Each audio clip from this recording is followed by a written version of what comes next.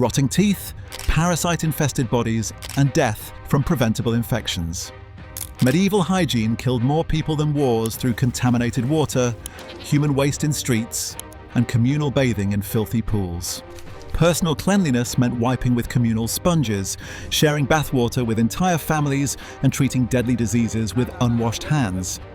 Medieval people didn't just live in filth, they created systematic death traps through hygiene practices that guaranteed disease transmission, parasite infestation, and early death from completely preventable infections. Every aspect of daily cleanliness was designed to maximize contamination and spread illness throughout entire communities. Personal bathing was rare and communal when it occurred, with entire families sharing the same bathwater in wooden tubs that were never properly cleaned. The water quickly became contaminated with skin diseases, parasites, and bodily fluids that spread infections between family members. Bathhouses operated similarly, with dozens of people using the same water throughout the day. Soap was expensive and rarely used for personal hygiene, with most people relying on cold water or rough cloths to remove surface dirt while leaving deeper contamination untouched. When soap was available, it was harsh lye-based mixture that often damaged skin and created open wounds that became infected. Dental hygiene was virtually non-existent, with tooth decay, gum disease, and mouth infections being universal problems that caused systemic illness throughout the body. People cleaned teeth with rough cloths or twigs, often causing bleeding gums that provided entry points for dangerous bacteria. Most adults were missing half their teeth by age 30. Hair washing occurred infrequently and without effective cleansing agents, leading to scalp diseases, lice infestations, and fungal infections. Lice were so common that they were considered normal, with people accepting parasites as unavoidable part of life rather than health hazard requiring treatment. Clothing was worn for extended periods without washing, creating breeding grounds for bacteria, parasites, and disease-carrying insects. Fabric became saturated with sweat and bodily fluids that created perfect conditions for skin infections and parasite breeding. Washing clothes was a labor-intensive process that occurred irregularly. Hand washing before eating or after using latrines was not practiced, guaranteeing fecal-oral contamination that spread dysentery, cholera, and other deadly diseases. People handled food with unwashed hands after touching contaminated surfaces, animals, and human waste, creating direct pathways for disease transmission. Menstrual hygiene involved reusable rags that were rarely properly cleaned, leading to reproductive tract infections that could cause sterility or death. Women had no access to sanitary materials and relied on crude methods that increased infection risks throughout their reproductive years. But personal hygiene was only the beginning of medieval contamination problems. Water sources in medieval communities were contaminated by human waste, animal refuse, and decomposing organic matter that turned drinking water into disease-breeding liquid death. Wells were located near latrines and waste pits, ensuring that groundwater carried dangerous pathogens directly to human consumption sources. River water used for drinking was contaminated by upstream communities dumping human waste, dead animals, and industrial byproducts directly into waterways. People downstream consumed water that had been polluted by everything upstream, creating disease transmission networks that spread illness across entire regions. Well, construction was primitive and unprotected, with open tops that allowed surface contamination, animal waste, and environmental pollutants to fall directly into drinking water supplies. Wells were often shallow and connected to contaminated groundwater that carried sewage and disease-causing bacteria throughout entire communities. Water storage was conducted in containers that were never properly cleaned, allowing bacteria, parasites, and other pathogens to multiply in standing water that became increasingly dangerous over time. Household water supplies were breeding grounds for disease organisms that thrived in stagnant conditions. Public fountains and communal water sources were contaminated by users who washed bodies, clothes, and animals in the same water that others drank. These facilities became community disease distribution centers where illnesses spread rapidly through shared water contamination.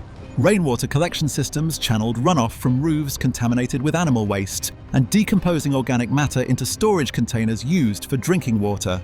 Roof collection guaranteed that drinking water contained dangerous contaminants washed from surfaces exposed to animal habitation. Beer and ale were considered safer than water because brewing process provided some purification.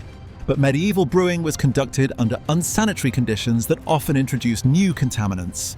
Alcoholic beverages were contaminated during production, storage, and serving, though they remained relatively safer than untreated water. Waterborne diseases, including cholera, dysentery, and typhoid fever, spread rapidly through contaminated water supplies, killing entire families and devastating communities that had no understanding of disease transmission through water contamination. The question isn't how people died from contaminated water, it's how anyone survived drinking it.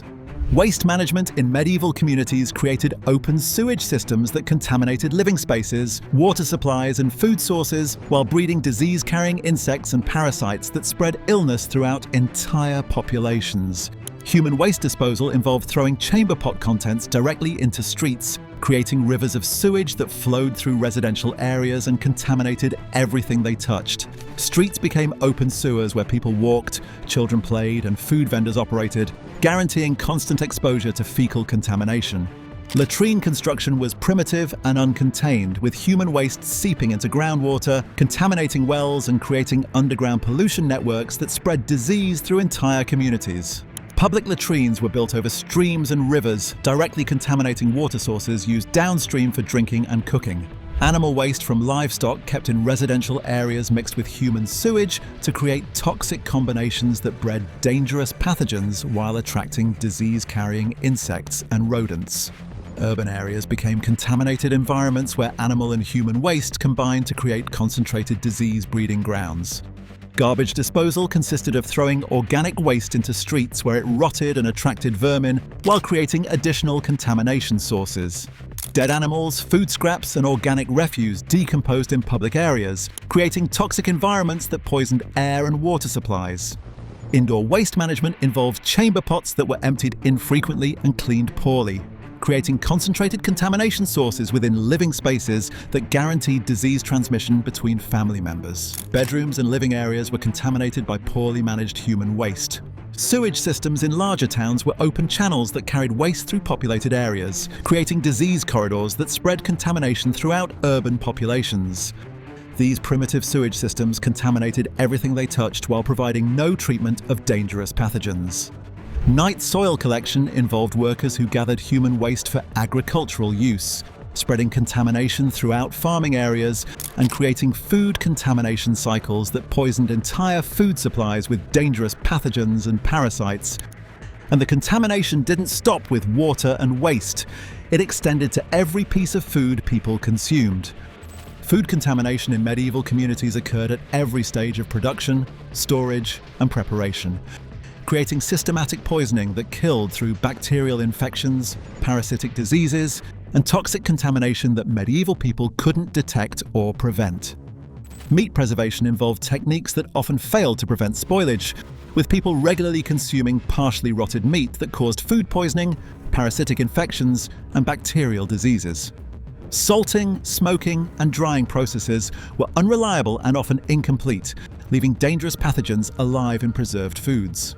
Grain storage was conducted in containers that attracted rodents, insects, and moisture, leading to contamination with animal waste, disease-carrying pests, and toxic molds that poisoned consumers.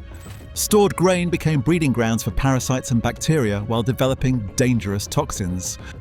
Dairy products were produced and stored under unsanitary conditions that guaranteed bacterial contamination, with milk, cheese, and other dairy foods carrying dangerous pathogens that caused digestive illness and systemic infections. Dairy contamination was universal because production involved no pasteurization or sanitary handling. Cooking was performed with contaminated water, unwashed hands, and unsanitary utensils that introduced new pathogens while failing to kill existing contamination in food ingredients.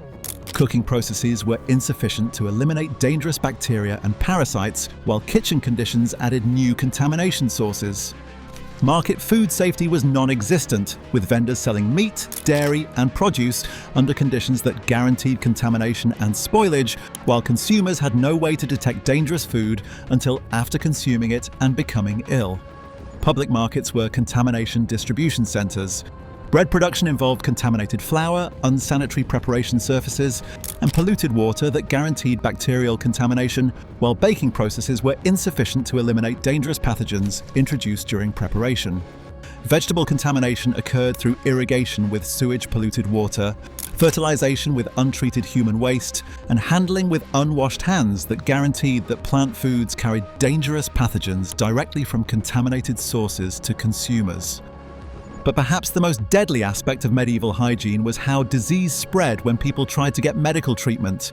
Medical treatment in medieval communities involved procedures conducted without any understanding of contamination, using unwashed hands, unsterilized instruments, and contaminated materials that guaranteed infection, disease transmission, and death rates far higher than the original conditions being treated.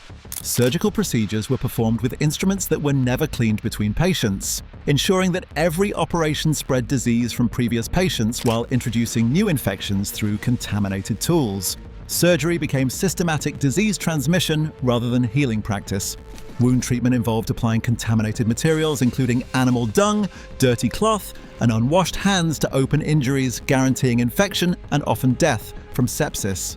Wound care systematically poisoned patients through contaminated treatment materials. Bloodletting was performed using instruments that were used on multiple patients without cleaning, spreading bloodborne diseases throughout communities, while practitioners unknowingly transmitted dangerous pathogens between patients through contaminated equipment. Birthing assistance was provided by midwives who never washed hands or sterilized equipment, leading to childbed fever that killed enormous numbers of new mothers through infections introduced during delivery. Childbirth medical assistants systematically killed women through contaminated birthing procedures. Pharmacological treatments were prepared using contaminated water, unwashed hands, and unsanitary equipment that introduced new pathogens while failing to provide therapeutic benefits, making medical remedies more dangerous than the original conditions. Hospital care involved placing patients in contaminated environments with no sanitation, unwashed bedding, and overcrowded conditions that guaranteed disease transmission between patients, while medical staff spread illness throughout facilities through poor hygiene practices. Autopsy procedures were conducted without sanitation, with practitioners examining diseased corpses, then treating living patients without washing hands or changing clothes, spreading diseases from dead bodies to living patients through contaminated medical examination.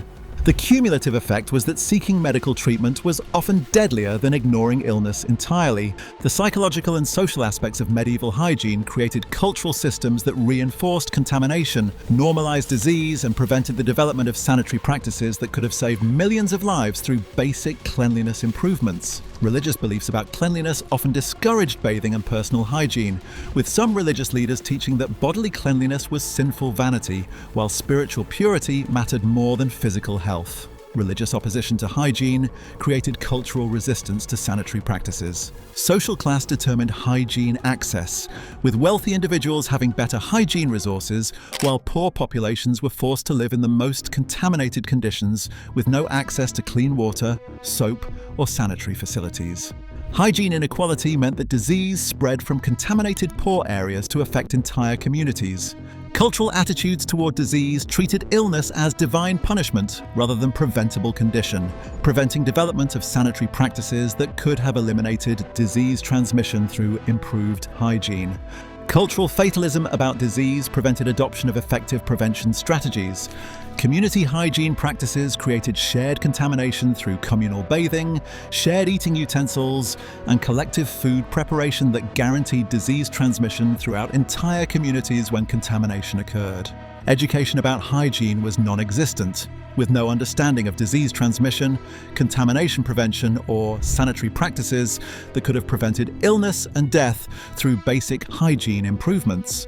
Economic factors prevented hygiene improvements, with soap, clean water, and sanitary facilities being expensive luxuries that most people couldn't afford, while poverty forced populations to live in contaminated conditions.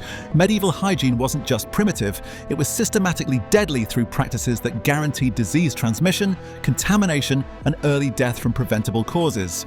Every aspect of medieval cleanliness was designed to maximize health risks while providing no effective protection against disease. Your modern hygiene, with clean running water, soap, sanitation systems, and medical sterilization, would seem miraculous to medieval people who lived in systematically contaminated environments where basic cleanliness was impossible and disease transmission was guaranteed through daily hygiene practices. The real horror wasn't individual contamination, it was systematic cultural creation of contaminated environments where human beings were poisoned by their own waste, sickened by their drinking water, and killed by medical treatment designed to help them survive in fundamentally toxic living conditions. Medieval hygiene wasn't just primitive, it was systematically deadly through contaminated water, human waste in streets, and medical procedures without sanitation. Every aspect of daily cleanliness guaranteed disease transmission and early death from preventable infections. Modern hygiene would seem miraculous to people living in systematically contaminated environments.